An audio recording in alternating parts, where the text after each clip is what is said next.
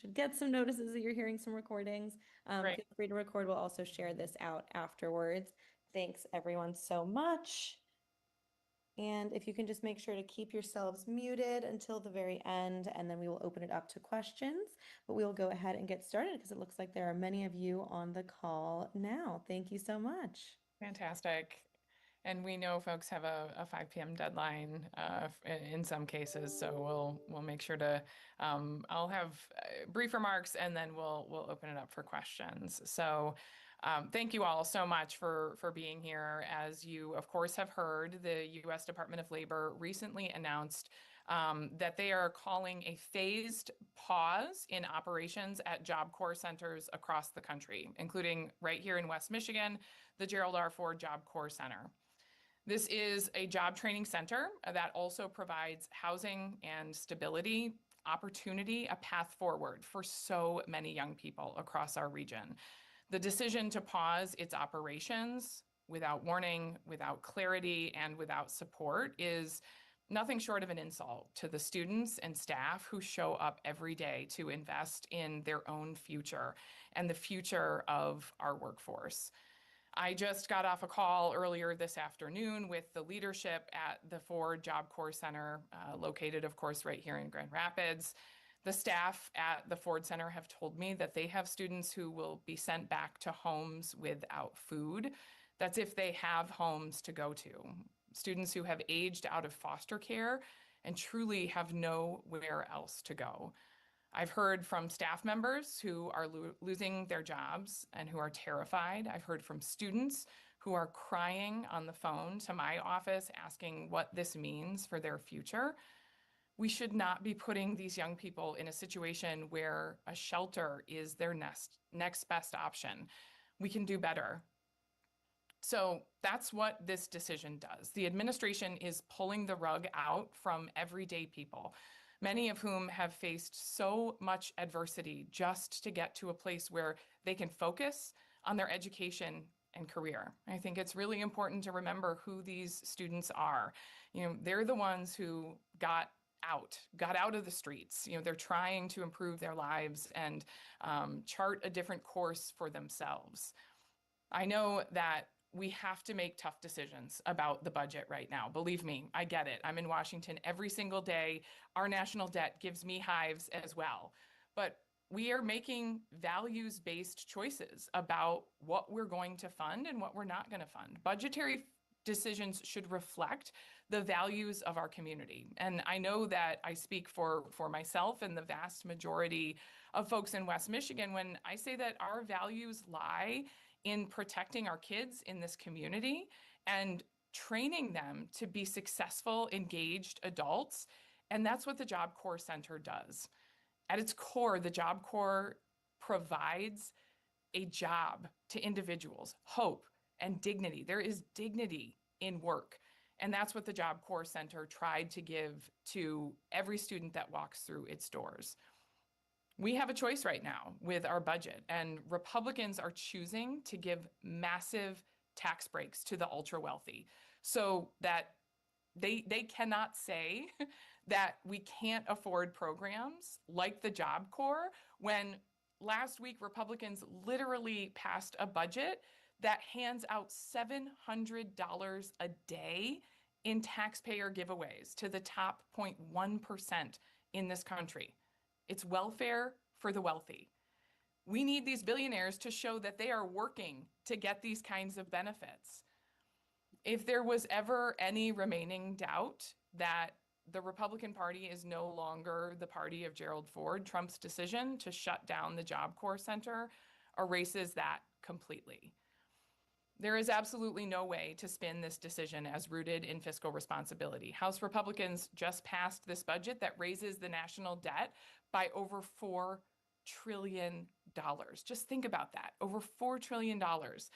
And what's this money being spent on?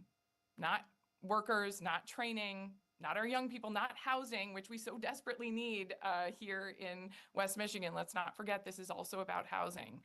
But tax giveaways to the ultra wealthy and to corporations.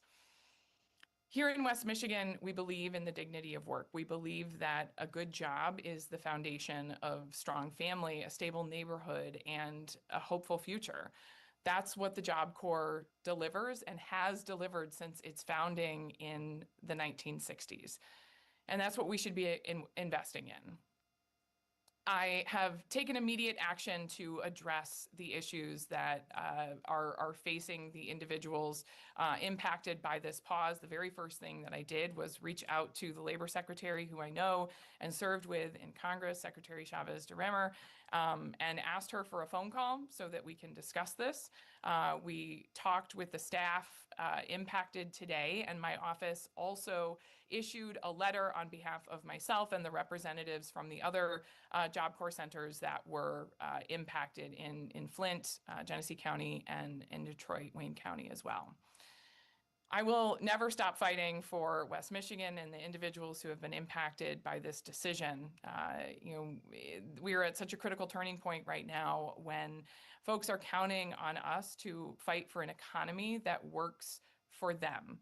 That was a promise of this administration, but so far the only thing this administration has done is to take away jobs and opportunity in our community. And with that, I'll take your questions. Thank you so much. We'll turn it over to questions. I know there are a lot of you on the call and want to make sure that we can get to as many of you as possible.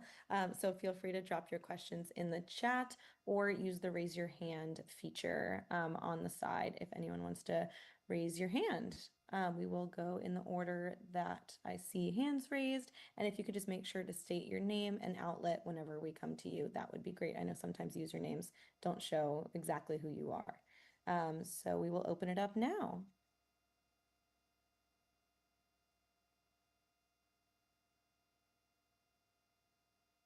Okay, we're going to go to Melissa Nanberg with Detroit News First. Hi, thank you so much for doing this call. And sorry if I missed this in your remarks, but I wondered if you could talk about how soon the students are expected to be out of like their housing and what options they have.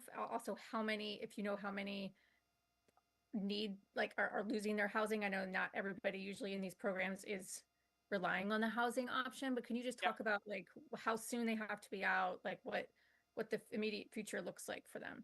Yeah, so we've gotten very, very little information from the Department of Labor. The only thing that they have said is that there's going to be this pause at the end of the month, and that is sort of when they need to be out. But beyond that, they haven't given us any information. In our district, there are 212 students who are currently enrolled. The extent to which they rely on the Center for Housing, this is a number that we are also trying to get because it sort of varies. Anyone who knows about the housing crisis in our region knows that it's not exactly an easy and predictable number because, you can be housing short 1 month and day to day, and, they rely on it. But it's safe to say 212 students, at this current time know for a fact that they are, they have the job center there with housing options. And I'd also like to add, there's 113 employees currently, who rely on just the Grand Rapids Job Center alone, for their income. And, again, that's a pretty significant loss here in the community as well. Over 300 people employed in Michigan, and that's not including the subcontractors. So we're trying to get the specific number as well as more information from the Department of Labor on just those things, and that's in part what we asked them to address in the letter that we sent today. Thank you so much. We can go on to the next question. I don't see any hands raised currently, but you can raise your hands or ask them in the chat if you don't want to have to unmute. Totally up to you. Any other questions from the group here?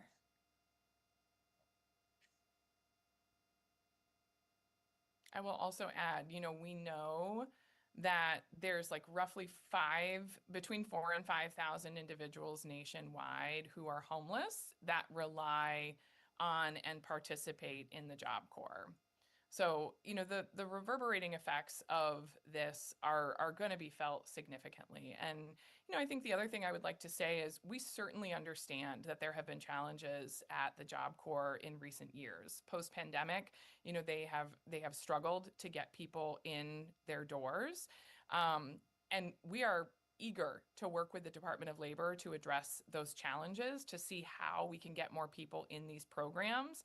But to suddenly and abruptly end the program entirely, that has been a cornerstone in our community for over 4 decades, is just a huge blow to everyone who has relied on that. And we want to work with the Department of Labor to make sure that we are meeting and fulfilling the need of helping individuals attain their best potential. And ending this program so abruptly is certainly not the way to do it. Thank you so much. Any You other all should questions? have a copy of our press release as well, with the letter that we sent, and any accompanying information as well. Yes, if anyone has any questions on that or did not receive the email, I know it came through just a few minutes before we started this press conference. So want to get to you there. We do have a quick question in the chat. Colin said, to what extent could state lawmakers step in and replace some of this work? I missed the middle part. Could who step in and replace? Colin, Could did you? state lawmakers step in and replace some of this work? Yeah, well, I mean, I think, looking at the Michigan legislature currently, they certainly have not in any way indicated that they're ready to pass a budget that would fill this gap. And obviously, they're already sustaining major blows in losses to Medicaid funding, and education funding. And, there's not going to be a lot of extra room to cover those losses elsewhere. So. Thank you so much. And I do see we have another hand raised. Melissa, we're going to go back to you. Hi, sorry. One more. I hoped you could maybe speak to, when the Labor Secretary put out this announcement late last week, she was basically pointing to some report that had been done, a transparency thing where they said, they basically came back and said, we don't think this program is effective enough. And we don't think enough people are getting jobs afterwards, et cetera. I would just wondered if you've taken a look at that, if you could respond to some of those concerns about the program effectiveness overall.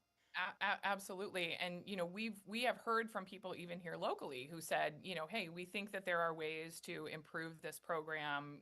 We want to continue to improve this program. And I don't think anyone would say that they were opposed to efforts to enhance the efficacy of this program, but cutting it entirely without giving an opportunity for improvement is just inexcusable, because there are not an insignificant number of individuals who are already relying on this program. Studies have shown that people enrolled in job corps have a 21% increase in likelihood of obtaining a GED certificate, and 31% increase in obtaining vocational certificates. Like, this program can succeed, particularly because of so much of the wraparound services that are there for these individuals. What's going to happen to our community when these services are just pulled out from under them entirely and they have nowhere to go? We're eager to work with the Department of Labor to figure out how we can make this program more effective. But ending it so abruptly with almost zero information about how they're planning to roll it down. The Department of Labor had said, we're going to make sure that these students, are transitioned, and, there's not going to be a felt impact, but there's no indication of how they're going to do that. The impact is already being felt. As I said, we've heard from students crying because they are so terrified. My neighbor literally stopped me on the street this morning, was like, my daughter works there. She's a mom. I don't know where she's going to go. We have no information. So, this is a huge blow to the community. Thank you so much. And I see a couple notes in the chat about the press release. I will make sure to get that to you guys now if you didn't already get it. So please drop your emails if for some reason you did not receive it yet. We'll make sure that everyone has a copy of it. And then you can review the letter that is attached to that as well. We will have a couple more minutes if anyone has any last questions before we wrap up. I also just want to add too, at its most effective, Melissa, you're asking about this efficacy piece, and I think it's really important to note that the way in particular that the Job Corps program has been run, we've seen it deliver results in ways that other private services have not been able to do. Higher wages, reduced reliance on public benefits, assistance long term. It all points to, this is a worthy return on investment. And I think that this is just more evidence of the chainsaw approach that this administration has been taking to certain programs. And I think there are certain parts of the budget we can take a chainsaw to, and it's corporate giveaways and welfare for the wealthy.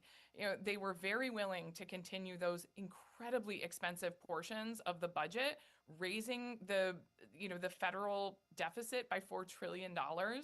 And that has very little return on investment to the broader community. Whereas we've seen the Job Corps can deliver, and we want to bring it back to its best and highest use. Thank you so much. And with that, I don't see any more questions in the chat, so feel free to email me if you have any additional questions or need anything else from our office. Thank you all so much for joining us. Thank you.